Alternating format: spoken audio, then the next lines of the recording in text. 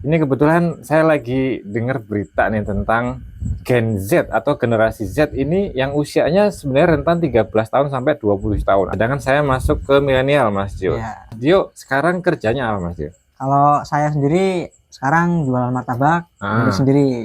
Martabak sendiri. Martabak sendiri. Nah, cuman kalau boleh tahu, Mas Dio, ada nggak temen yang kira-kira seperti berita ini, Mas Dio? Temen itu yang kira-kira nggak profesional atau apalah gitu, ada nggak? Kalau dari teman sendiri sih banyak sih, Mas. Banyak. Kalau teman-teman sendiri banyak. Dia kurang profesional di tempat kerjanya masing-masing. Kayak ngambil libur ini semau-mau. Semau-mau. Masuk kadang suka telat. Jadi dianggap perusahaan sendiri ya? Ya, masuk sendiri. Itu kira-kira kalau boleh tahu nih, Mas Dio, anak muda sekarang kalau Mas Dio lihat itu bedanya apa sama orang tua lah kalau yang di atas 30 tahun? Ya, kalau dari Gen Z sendiri, kalau menurut saya ini dia lebih ke introvert dan nggak mau ambil pusing. Jadi kalau misal dia ada masalah, lebih mendem sendiri, nggak cerita ke orang. Kalau orang-orang tua itu lebih pengen tahu anaknya sih itu. Maksudnya kayak ada masalah apa, pengennya apa gitu maksudnya. Pengen cerita anaknya, gitu, tapi ya. anaknya nggak mau. Anaknya nggak mau. Oh, kan gitu. Generasi Gen Z, generasi Mas Dio, kenapa sih kok nggak mau ngomong atau nggak mau cerita sama orang tua bahkan mungkin yang lain? Kalau itu mungkin karena diri sendiri sih, Mas ya. Dia lebih ke introvert sih, mendem diri sendiri, akhirnya larinya ke hal-hal yang negatif. Kalau zaman saya dulu kan handphone sedikit, artinya saya punya handphone itu udah dewasa, udah kuliah ya. Nah, generasi Gen Z itu kan punya handphone dari kecil, ya kan? Apakah termasuk faktor itu juga? Kira-kira menurut Mas Dio gimana? Mungkin ya juga faktor dari gadget. Kayak lebih mengekspresikan ke sosmed daripada ke orang lain.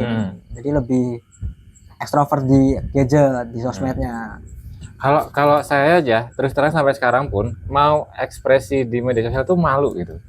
Malah justru kalau saya menyembunyikan di media sosial itu, saya nggak mau keluar gitu. Kira-kira di generasi Mas Dio apa? Kalau di Gen Z ini ekstrovert di sosmed ini lebih ke menjadi apa ya? Jadi orang lain?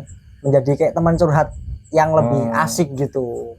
Jadi curhatnya malah di sosmed. Sosmed. Gitu. Ekstrovert di sosmed daripada ke orang lain. Jadi benar nggak bahwa ketika orang tua melihat sosmednya anak-anaknya itu lebih valid daripada ngeliat langsung atau nanya langsung, benar nggak? Iya benar sih. Benar. Jadi mendingan lihat di sosmednya aja daripada nanya. Lebih baik lihat di sosmednya. Parah juga ya. Waduh, iya. Pantesan ya kalau perusahaan zaman sekarang saya perhatikan juga minta sosmednya ya. Minta Instagram, Facebook dan sebagainya ya. Minta TikTok juga gitu kan. Mau masuk ke dalam gaya hidup nih Mas Dio. Gaya hidup anak Gen Z. Sebenarnya menurut Mas Dio itu seperti apa? Kalau gaya hidup anak Gen Z ini menurut saya lebih ke gengsi sih, meninggikan gengsi.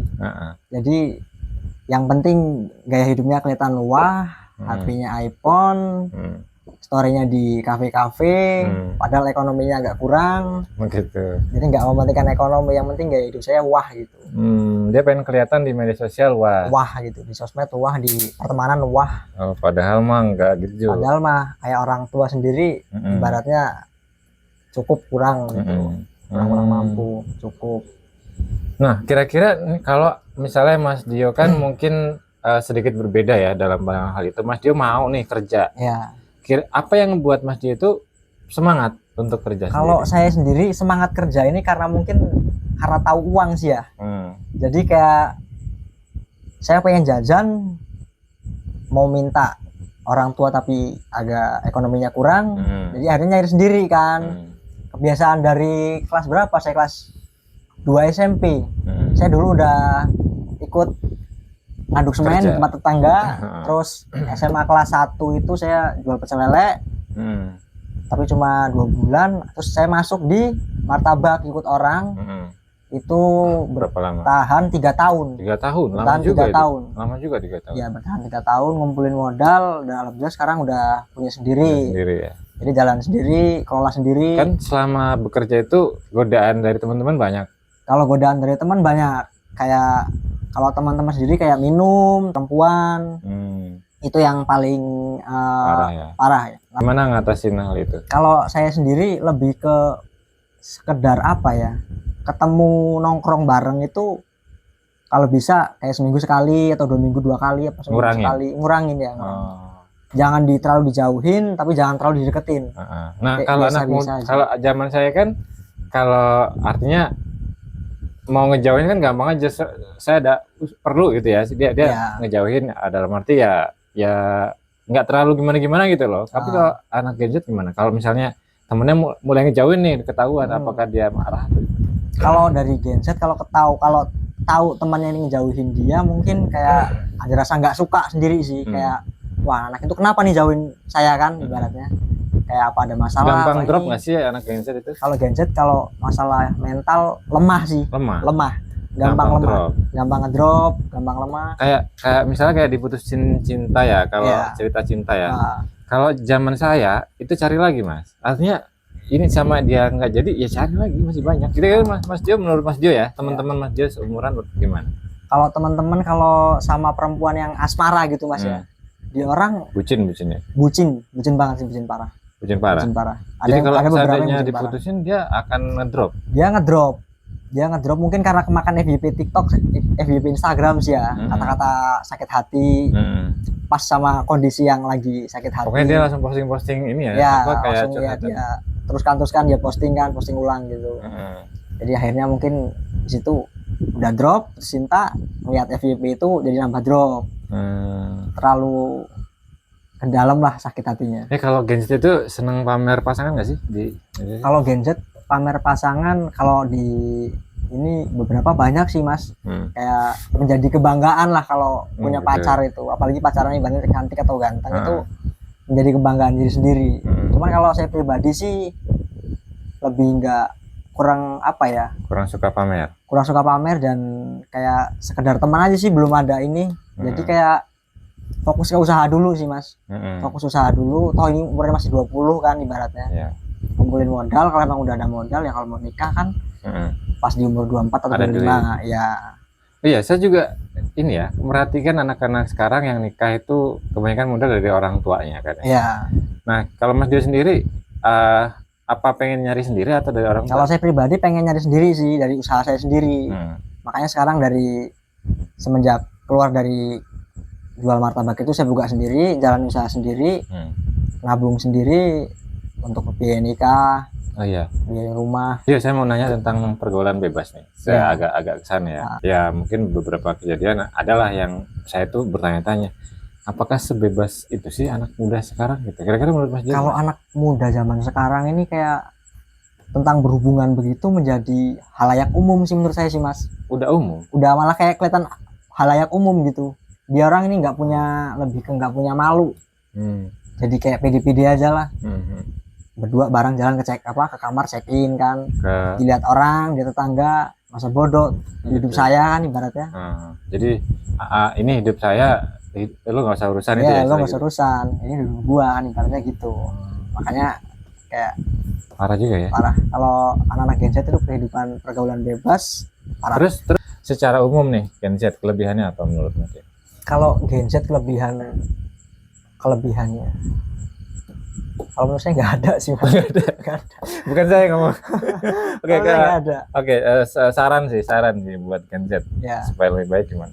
Kalau saran saya sendiri sih, jauhi pergaulan bebas tentang perempuan, minuman, narkotika. Jangan terlalu dijauhin, jangan terlalu didekati, biasa-biasa aja. Jangan terlalu sering nyampur bareng satu circle, itu bahaya kalau menurut saya. Jadi harus bergaul ya. Jadi harus bergaul itu jangan terlalu circle yang lain juga ya. Kalau bergaul itu jangan terlalu jangan terlalu mengikuti temen lah.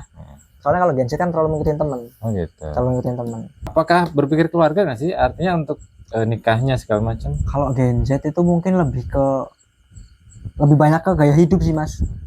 Artinya kan gaya hidup sebenarnya kalau ditabung bisa buat nabung. Ya bisa buat kan? Untuk nikah, bisa biaya rumah. Nah apakah Gen Z itu takut nikah atau enggak?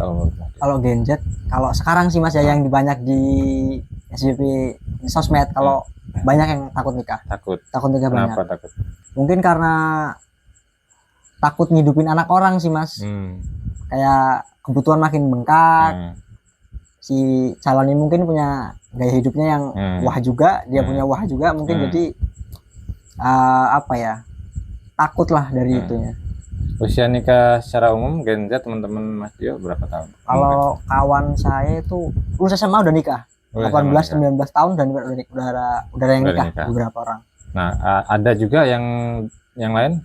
Kalau yang sebelum lulus udah nikah ada banyak malah. Itu karena kejadian pergaulan bebas itulah ya. Accident pergaulan bebas. Oh, dan banyak itu umum. Banyak. Kalau zaman saya itu ini ya, itu sebuah aib gitu. Kalau di zaman dulu mungkin sebuah aib, kalau zaman sekarang kayak pede-pede aja sih, hidup saya kan. Anda nggak ngidupin saya gitu. Ya. Kalau yang dipegang prinsip anak Gen Z mungkin itu. Jadi jarang kayak cuek-cuek aja sama.